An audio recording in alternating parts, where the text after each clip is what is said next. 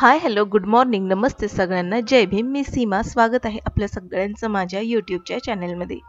कसे आहात सगळे? आशा करते की तुम्ही मस्त, स्वस्त आणि आनंदी असाल.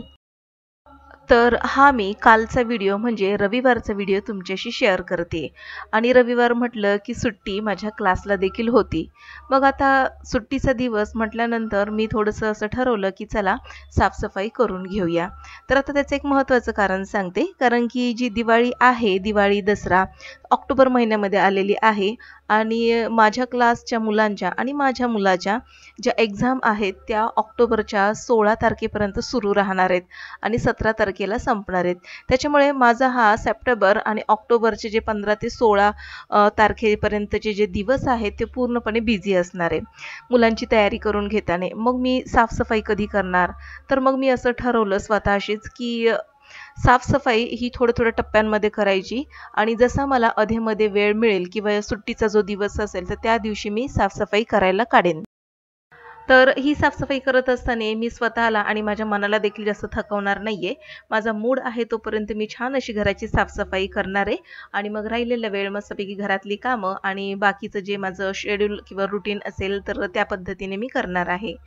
तर आज रविवार असल्यामुळे मी विचार केला की सुट्टी आहे तर चला आजचा हॉल साफ करून घेऊया आणि थोडंसं किचनचं जे फ्रीज साफ करायचं आहे, जे मी आठवड्याभरापासून विचार करते, तर ते आज मी साफ करायला काढणार आहे. शिवाय आज मला बाहेर देखील जायचं आहे आणि आज मी नाश्त्यासाठी मिसळपाव बनवणार आहे. तर इतकं सगळं काम मी कशा पद्धतीने मॅनेज करते तर आजच्या व्हिडिओमध्ये तुम्हाला पाहायला मिळेल.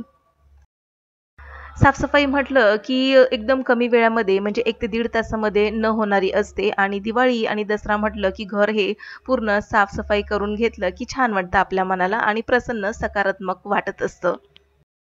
रविवार सोडला तर इतर दिवशी मी 1 ते 1.5 तासामध्ये जितका घराचा कोपरा किंवा कपाट किंवा मग असं बेड वगैरे जर मला आवरता येत असेल किंवा किचनचे शेल्फ आवरता येत असेल तर तसं मी 1 ते 1.5 तासामध्ये उरकण्याचा प्रयत्न करणार आहे.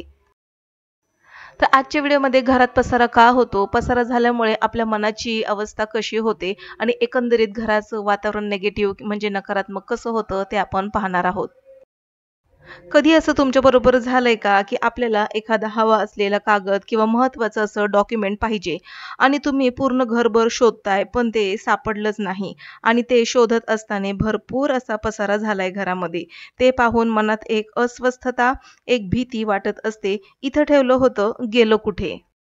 नाहीतर मग घरातील एखादा कोपरा, बेड किंवा खुर्ची त्यावर सतत पसारा दिसणे, वापरत नसलेल्या वस्तूंचा ढीग, न आवरलेलं कपाट किंवा किचन किंवा घराचा एखादा न आवरलेला कोपरा.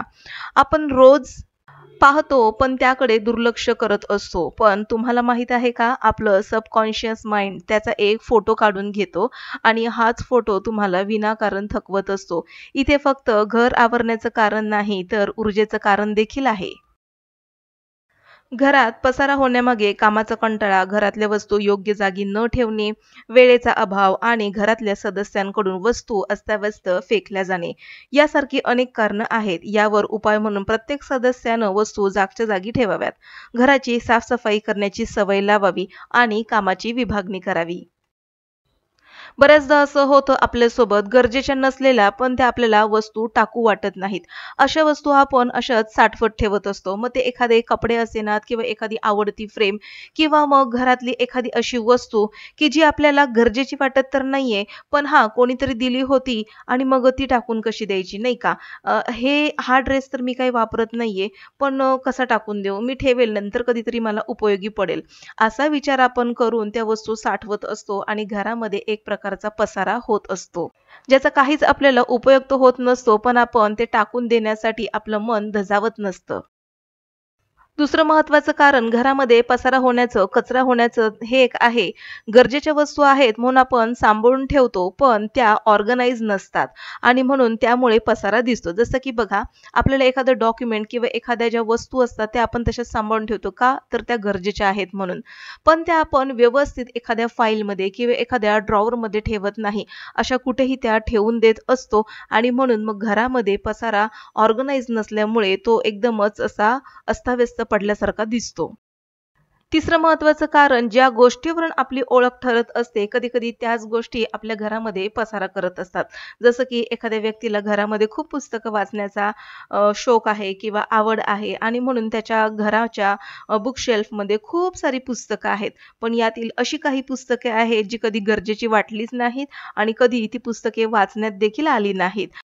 आणि ती पुस्तके वाचण्यात इंटरेस्ट देखील नसतो आणि म्हणून घरामध्ये उगाचच पसारा-पसारा झाल्यासारखा दिसतो आणि म्हणून हा पसारा कुठेतरी आपली ऊर्जा खेचून घेत असतो.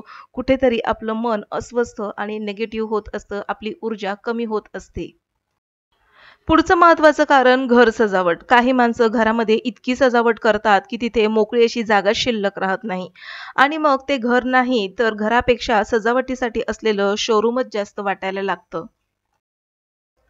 आणि म्हणून घराची सजावट तितकीच असावी जितकी आपल्या घराला शोभा येईल आणि नीटनेटकं मोकळं असं घर आपल्याला जाणवेल. पुढचं महत्त्वाचं कारण घरामध्ये व्हेंटिलेशन नसणे. म्हणजे काय तर पुरेशी प्रकाश योजना नसणं म्हणून घरामध्ये अंधार वाटतो. तर मोकळी हवा नसल्याने एक प्रकारचा दमट आणि कुबट वातावरण तयार होतं. घरातली सकारात्मकता कुठेतरी हरवल्यासारखी वाटते. मनाला एक मरगळ येते. काही काम करायची इच्छाच होत नाही. त्यामुळे घरामध्ये पसारा जाणवत राहतो. पण तो साफ करण्याकडे कोणाचाच कल दिसत नाही. आणि म्हणून घरामध्ये नकारात्मकता जाणवत राहते आणि ही नकारात्मकता घालवायची असेल तर घरामध्ये मोठमोठ्या खिडक्या असाव्यात ज्याच्यामधून मोकळा असा सूर्यप्रकाश, मोकळी अशी हवा यावी जेणेकरून घरातलं वातावरण प्रसन्न असं वाटेल. पुढचं महत्त्वाचं 6वं कारण अशा काही वस्तू ज्या आपल्याला निगेटिव्ह एनर्जी देत असतात. काही नकोशा असलेल्या माणसांकडून त्या आलेल्या असतात. त्यामुळे त्या वस्तूंच्या बाबतीत देखील आपलं मत काही चांगलं नसतं. पण उगाच कोणाला वाईट वाटू नये म्हणून त्या घरामध्ये ठेवलेल्या असतात. परिणामी त्या वस्तूंचा वापर कमी आणि पसाराच जास्त दिसत असतो. आता थोडंसं विचार करूया. पसारा म्हटलं की आपल्या डोक्यामध्ये अस्ताव्यस्त असलेलं घर किंवा घराचा एखादा कोपरा दिसू लागतो. आपल्याला नको असलेल्या वस्तू ज्याचा काही आपल्याला उपयोग होत नाही, त्याचा वापर होत नाही, त्या वस्तू आपण घरामध्ये साठवल्यामुळे त्या वस्तूचा पसारा होतो आणि याच पसाऱ्याला आपण एक प्रकारचा कचरा देखील म्हणू शकतो. आणि हा कचरा आपल्या घरातून हटवणं म्हणजे मनावरून खूप मोठं ओझं हटवल्यासारखं होईल. किचन हे आरोग्य आणि संपत्तीचं दार मानलं जातं. किचन हे घराचं मंदिर मानलं जातं. इथूनच सगळ्या घराला पोषण आणि पोषक वातावरण मिळत असतं. जर आपलं किचन पसाऱ्याने भरलेलं अस्ताव्यस्त असेल, तर आपली हेल्थ आणि भरभराटीला रोखू शकतं. आणि म्हणून गृहिणींना नेहमी हे जाणवत असतं, की किचनमध्ये जर जास्त पसारा असेल, अस्ताव्यस्त किचन असेल, तर किचनमध्ये पाऊल टाकल्याबरोबर मनाला एक मरगळ आल्यासारखे वाटते आणि एक उदासीनता जाणवते. त्या पसाऱ्याला बघून एक नकारात्मकता आपल्यामध्ये येत असते आणि म्हणून आपण लगेचच जो तो पसारा किचनचा जर आवरून घेतला, तर एक मोकळा श्वास घेतल्यासारखा वाटतो आणि किचन देखील आपलं टापटीप वाटतं आणि आपल्याला काम करायला एक हुरूप, उत्साह येत असतो. आता पुढची महत्त्वाची रूम म्हणजे बेडरूम. बेडरूममधून गरजेच्या नसलेल्या वस्तू लगेचच हटवल्या पाहिजेत. बेडरूम फक्त आराम करण्यासाठी, मनाची, शरीराची मरगळ हटवण्यासाठी असतो. मग तिथे एखादी व्यायाम करण्याची वस्तू देखील ठेवली, तरी लगेच विचार येतो, "अरे, माझा व्यायाम व्यवस्थित होत नाही. नुसतं मी हे साहित्य आणून ठेवलंय." बेडरूममध्ये फक्त सुंदर वस्तू असाव्यात, ज्याला पाहिलं की मूड आणि आपलं मन एकदम फ्रेश झालं पाहिजे. अशा प्रकारची बेडरूमची रचना असावी. तसंच आपण आपल्या कपाटाविषयी बोलूया. आता कपाटामध्ये म्हणजे लहान जर कपाट असेल आणि त्यामध्ये भरपूर अशा वस्तू जर आपण भरून ठेवल्या असतील, तर कमी जागेमध्ये साहजिकच आहे जास्त वस्तू भरल्या की ते कपाट एकदम असं भरगच्च वाटायला लागतं आणि एखादी वस्तू आपल्याला सहजपणे भेटत नाही आणि त्यामुळे उगाचच चिडचिड, नकारात्मकता येत असते आणि म्हणून जर आपल्याला ज्या वस्तू हव्या आहेत त्याच वस्तू आपण ठेवाव्यात आणि ज्या वस्तू नको आहेत त्या लगेच दान करून टाकाव्यात किंवा कचऱ्यामध्ये टाकून द्याव्यात. बऱ्याच जणांना कामाचा कंटाळा येत असतो. घरातील जी वस्तू वापरली जाते ती वापरून झाले की पुन्हा जागेवर न ठेवण्याची सवय असल्यामुळे घरामध्ये पसारा होतो. जसं की बघा ना, अंघोळ करून झाल्यानंतर टॉवेल व्यवस्थित सुकायला टाकायच्या ऐवजी आपण तो तसाच खुर्चीवर ठेवून देतो आणि त्यामुळे ती एखादी खुर्ची किंवा एखादा घराचा कोपरा, बेडरूम उगाचच पसाऱ्याने व्यापत असतो. रोजच्या कामाच्या गडबडीमध्ये घरातील वस्तू आवरण्याचा किंवा मग साफसफाई करण्याचा कंटाळा येतो, त्यामुळे पसारा वाढतो. आणि म्हणून मला असं वाटतं रोजची आपण 15 ते 20 मिनिटे किंवा मग अर्धा तास हा फक्त घरातील डस्टिंग करण्यासाठी आणि वस्तू जागच्या जागी ठेवण्यासाठी जरी आपण काढली ना, तरी घर आपलं नीटनेटकं आणि टापटीप दिसेल, घरामध्ये पसारा दिसणार नाही. पुढचं महत्त्वाचं कारण आहे वेळेचा अभाव. बऱ्याचशा घरांमध्ये आपण असं बघतो, की त्यांची मेंटॅलिटी ही असते, की आम्ही बाहेर ऑफिसमध्ये जाऊन काम करून येतो. त्याच्यामुळे घरातलं सगळं काम हे घरातल्या गृहिणीने पाहिलं पाहिजे आणि त्यामध्ये ती घरातली गृहिणी जर ऑफिस वर्किंग असेल, जॉबला वगैरे जात असेल, तर तिला तर वेळेचा अभावच असणार आहे.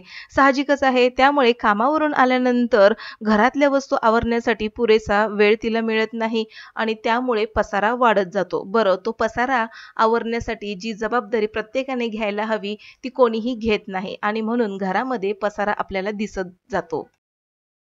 आणि म्हणून घरातल्याच फॅमिली मेंबरला म्हणजे घरातीलच सदस्यांना शिस्तीची गरज आहे. घरातल्या वस्तू वापरल्यानंतर त्या अस्ताव्यस्त न टाकता त्या वस्तू जागच्या जागी जर ठेवल्या आणि तशीच सवय आपण आपल्या लहानांना जरी लावली ना, तरी आपलं घर पसाराने न भरता व्यवस्थित टापटीप दिसायला मदत होईल.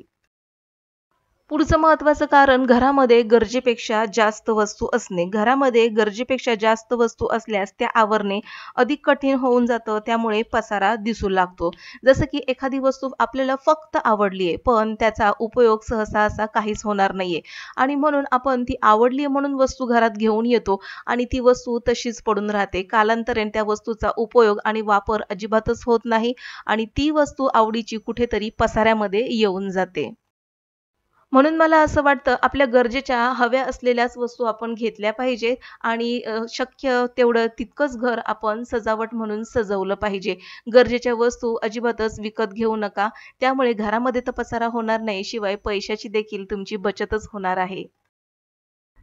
आता बऱ्याच वेळेपासून मी घरात पसारा होण्याचीच कारणं सांगतेय, पण घरात पसारा कमी करण्यासाठी आपण काय करू शकतो, ते देखील मी आता इथे सांगण्याचा प्रयत्न करते. तर नंबर 1 वस्तू जागेवर ठेवायला शिकलं पाहिजे. आपण वापरलेल्या वस्तू त्वरित जागेवर ठेवण्याची सवय आपण स्वतः लावून घ्यावी व तसेच आपल्या घरातील सदस्यांना देखील तसं आपण सांगावं. ही एक शिस्त आहे. ही एक शिस्त आहे जी सगळ्यांनाच लागली पाहिजे आणि यातून एक जबाबदारीचं भान देखील येत जातं आणि सगळ्यात महत्त्वाचं मोठी जशी वागतात ना तर त्याचीच कॉपी करून लहान मुलं शिकत असतात. त्याच्यामुळे मोठ्यांनी जर शिस्तीने राहिलं तर लहान मुलं बरोबर त्यांना कॉपी करत असतात. पुढचं महत्त्वाचं कारण जसं की मगाशी मी म्हटलं, की काही लोकांची मेंटॅलिटी असते, की घरातील कामं ही फक्त घरातल्या गृहिणीनेच केली पाहिजे.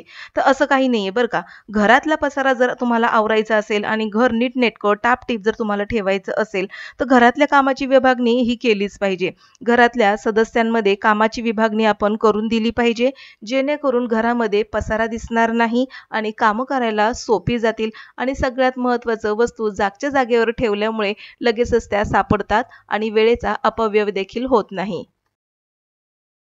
पुढचा महत्त्वाचा उपाय आहे नियमित साफसफाई केली पाहिजे. रोज थोडा वेळ साफसफाईसाठी दिल्यास पसारा हा नियंत्रित राहतो.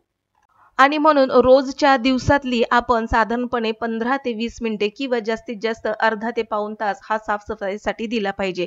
म्हणजे रेग्युलर डस्टिंग करणे, घरामध्ये इथे-तिथे ठेवलेल्या वस्तू आवरणे, शिवाय मग कपड्यांच्या घड्या घालून कपाट व्यवस्थित आवरणे. ह्या जर सवयी आपण वेळेवर लावून घेतल्या ना, तर आपलं घर नीटनेटकं टापटीपच दिसेल.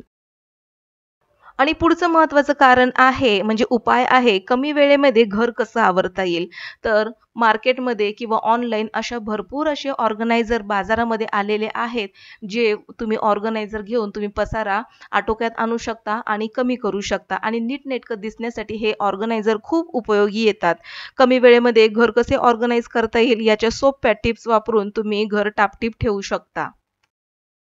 आणि ह्या सगळ्या सवयी जर तुम्ही लावून घेतल्या ना, तुमचं घर अगदीच नीटनेटकं, टापटीप दिसेल. ऐन वेळेला देखील पाहुणे आल्यानंतर तुमची धावपळ होणार नाही आणि प्रसन्न आणि सकारात्मक वातावरण तुमच्या घरामध्ये आणि माझ्या घरामध्ये देखील टिकून राहील. त्यामुळे घर पसारा आवरण्याचं हे एकटीचं गृहिणीचं काम नाहीये, तर घरातल्या फॅमिली मेंबरने देखील त्याकडे एक जबाबदारी म्हणून देखील बघितलं पाहिजे. काही गोष्टी ह्या अवलंबल्या पाहिजेत, शिस्त ही अंगीकारली पाहिजे. तर असो, आता इथे मी सगळं घर माझं लादी वगैरे पुसून घेतली. मस्तपैकी नाश्त्यामध्ये मिसळ पाव खाल्ला आणि उरलेल्या वेळेमध्ये माझं छान असं फ्रिज साफ करून नीटनेटकं वस्तू व्यवस्थित लावून ठेवलं. तर आज वेळ होता म्हणून मग मी माझ्या आईकडे आले, माहेरी माझ्या. तर इथे ना आमच्या टेरेसवरती खूप अशी झाडं आहेत. तर मनी प्लांट होता आणि कढीपत्त्याच्या झाडावरती ना कॅटरपिलर मस्तपैकी मोठा झाला होता. तर तो कॅटरपिलर बघण्यासाठी माझ्या भावाचा लहान मुलगा बघत होता आणि हे आहे माझ्या भावाचं लहान बाळ. तर त्यालाच भेटण्यासाठी आज मी आले होते. खूप खुश झाले मी आणि तो देखील आणि थोडासा वेळ त्याच्याबरोबर मी घालवला आणि आता पुन्हा निघाली आहे मी माझ्या घरी. तर असा होता आजचा माझा दिवस आणि असा होता आजचा व्लॉग. आजचा व्लॉग जर 1% जरी आवडला असेल ना, तर नक्कीच लाईक करा. सबस्क्रिप्शन पूर्णपणे फ्री आहे. सबस्क्राईब करून बेल आयकॉन प्रेस करा. भेटू पुन्हा अशाच एका इंटरेस्टिंग व्लॉगसाठी. तोपर्यंत बाय.